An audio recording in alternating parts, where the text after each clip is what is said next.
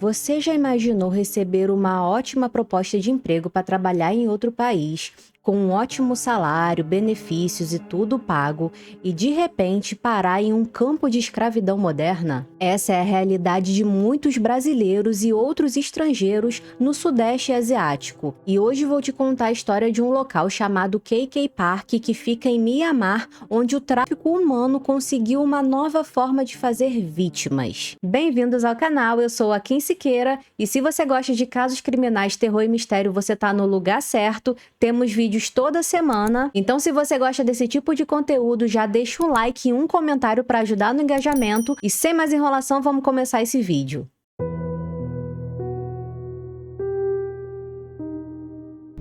Bom, antes de mais nada, eu quero falar para vocês que esse caso ainda está em andamento, e o que eu vou falar para vocês aqui hoje é com base em tudo que foi descoberto até o momento, o dia que eu tô gravando esse vídeo. Mianmar é um país marcado pela instabilidade política e se tornou palco de uma nova onda de crimes cibernéticos.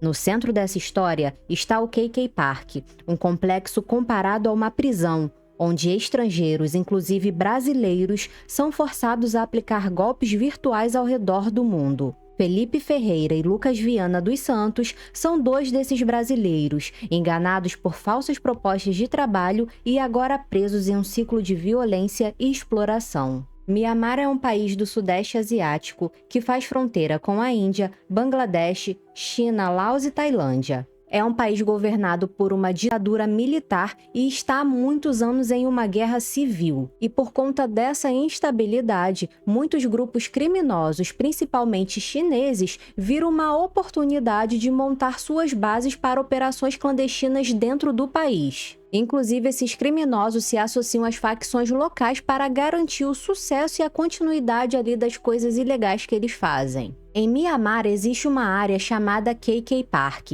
que é descrita pela ONU como uma fábrica de golpes cibernéticos. E esse local é operado por esses grupos criminosos que lucram bilhões com fraudes online. Esse local, chamado de KK Park, possui muros muito altos com arames farpados e é cercado por seguranças fortemente armados. E esses criminosos operam da seguinte forma: os estrangeiros são aliciados por falsas promessas de emprego pela internet, geralmente através de aplicativos de mensagens como o Telegram. Quando a vítima chega na Tailândia, eles dizem que vão enviar um suposto representante para levar essa vítima, até a empresa. Só que, claro, não existe empresa nenhuma. E após serem enganados e levados até esse complexo, o KK Park, eles são obrigados a aplicar golpes online em vítimas de todo o mundo. E uma vez dentro desse complexo, os estrangeiros têm o seu passaporte retido, vivem sob constante ameaça, agressões físicas e em condições desumanas. Uma comparação entre imagens de satélites de 2019 e 2024 da área do KK Park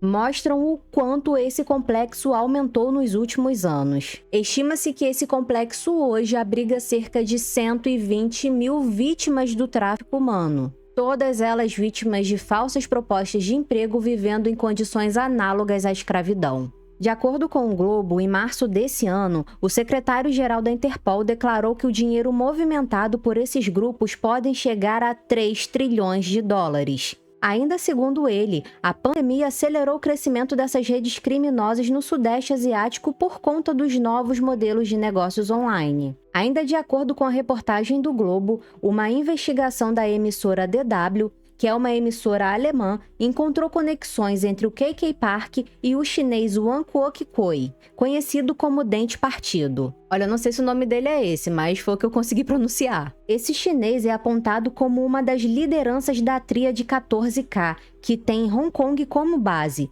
Ele é alvo de sanções do governo americano desde 2020. Essa organização criminosa foi descrita pelo governo americano como uma das maiores organizações criminosas organizadas chinesas no mundo. O Kuokoi nega envolvimento com o crime organizado e se posiciona publicamente como um empresário, com investimentos em cassinos na Ásia. Entretanto, a DW, que é essa emissora alemã, fez uma baita de uma investigação e descobriu que uma das carteiras de criptomoedas usadas para coletar o dinheiro das vítimas pertencia a um empresário chinês chamado Wang Yinshen, que atuava como vice-presidente de uma associação empresarial sediada na Tailândia. E segundo a DW, essa organização teria ligações com a rede de Wang Kokoi. Depois de todo esse panorama sobre o Myanmar, sobre o KK Park, sobre as possíveis ligações com organizações chinesas poderosas, você deve estar se perguntando, tá, mas como é que esses brasileiros foram para lá e como é que descobriram que esses brasileiros estão lá? Como é que descobriram que esses brasileiros foram vítimas de tráfico humano? Um desses brasileiros é o Lucas Viana dos Santos, de 31 anos, que já morava na Tailândia.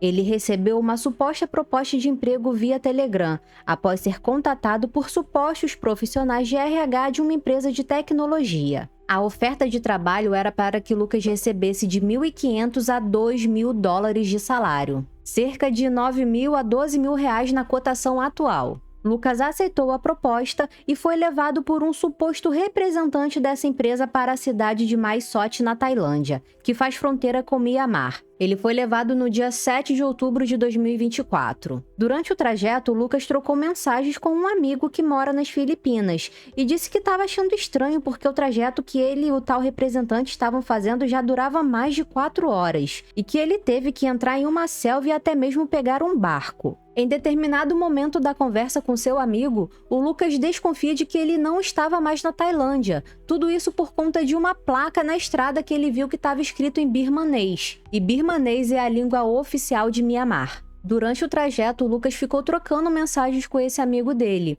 E em determinado momento ele chegou a dizer que parecia que ele estava sendo vítima de tráfico humano. Ele até chegou a pedir para o amigo chamar a polícia porque tinha pessoas armadas em volta dele, mas depois ele voltou atrás e disse que era para o amigo dele não chamar a polícia, que ele tentaria negociar aquela situação ali com o pessoal. Isso foi no dia 7. No dia seguinte, no dia 8 de outubro, ele mandou uma mensagem para esse amigo dizendo que teria que entregar o celular. Lucas também conseguiu mandar algumas mensagens para a mãe dele dizendo que não estava bem. Por um mês, o Lucas passou a mandar mensagens esporádicas ao amigo, sempre pelo Telegram e por números diferentes. E nessas mensagens, o Lucas colocava os textos abreviados para que dificultasse a tradução. E ele também pedia para que o amigo não respondesse nenhuma daquelas mensagens. Nessas mensagens, o Lucas relatou trabalho forçado por mais de 15 horas por dia, sob ameaças e castigos físicos, além de condições desumanas com privação de água e comida. Entretanto, o contato de Lucas com esse amigo e com sua família parou há cerca de um mês. E de acordo com eles, na última mensagem, o Lucas estaria com diversos hematomas e sem conseguir andar, após os criminosos descobrirem as mensagens dele pedindo ajuda.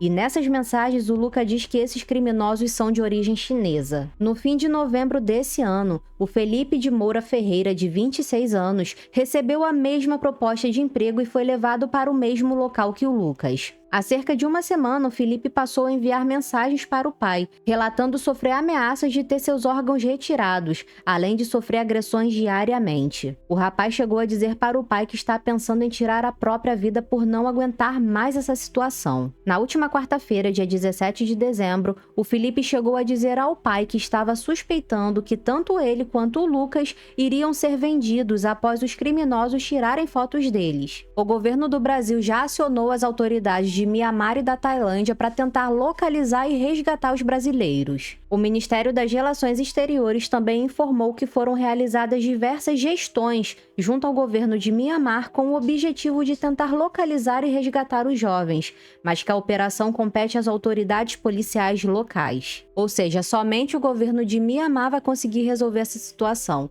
infelizmente. Lucas e Felipe não são os primeiros brasileiros a ficarem presos no KK Park. Em 2022, há o registro de que um rapaz chamado Patrick Lopes, de 24 anos, passou 3 meses no complexo, sendo obrigado a aplicar golpes em cidadãos americanos juntamente a outros 9 brasileiros. Patrick relatou que trabalhava cerca de 17 horas por dia sem descanso, comendo lixo e sofrendo ameaças de morte diariamente. E o grupo só conseguiu retornar ao Brasil após uma negociação entre autoridades brasileiras e o governo de Myanmar. A Embaixada do Brasil em Mianmar afirma ser notificada de aliciamentos de brasileiros para trabalhos análogos à escravidão desde setembro de 2022. E em quase todos os casos, a história é sempre a mesma. As vítimas receberam ótimas propostas de emprego, com passagem aérea, hospedagem, tudo pago, e que essas ofertas de emprego seriam para trabalhar no setor financeiro de uma empresa na Tailândia. Uma das táticas dessas organizações criminosas é obrigar que os estrangeiros assinem um contrato de confidencialidade antes deles serem levados para Mianmar. E esse tipo de crime não acontece somente em Mianmar, acontece também na Tailândia, só que de uma forma diferente. Em hostels na Tailândia são ofertadas vagas de emprego para supostamente trabalhar em Bangkok. Só que após as vítimas aceitarem o trabalho, elas são transportadas até Mianmar. De acordo com uma reportagem da CNN, o tráfico humano para trabalho forçado é uma das modalidades que mais cresceu nos últimos anos, de acordo com o relatório do tráfico humano da ONU, ficando atrás apenas da exploração sexual. Apenas entre os anos de 2020 e 2023, mais de 200 mil pessoas foram vítimas de tráfico humano em todo o mundo. Espero de coração que tanto o Felipe quanto o Lucas voltem para suas famílias o quanto antes e que, assim como eles, outras pessoas que também estão lá presas nesse local, vítimas do tráfico humano, possam voltar para suas famílias. Gente, eu deixo aqui meu alerta para vocês. Desconfiem seriamente se vocês receberem qualquer proposta de emprego muito boa, principalmente se for para fora do país, a atenção tem que ser dobrada. Cuidado com redes sociais, cuidado com aplicativos de mensagens. Vocês não sabem quem está do outro lado da tela. Bom, esse caso ainda está em andamento, muita coisa ainda vai surgir na mídia. Se você chegou até aqui, aproveite para assistir os outros vídeos que estão aparecendo aí na tela para você. Obrigada por assistir e até a próxima!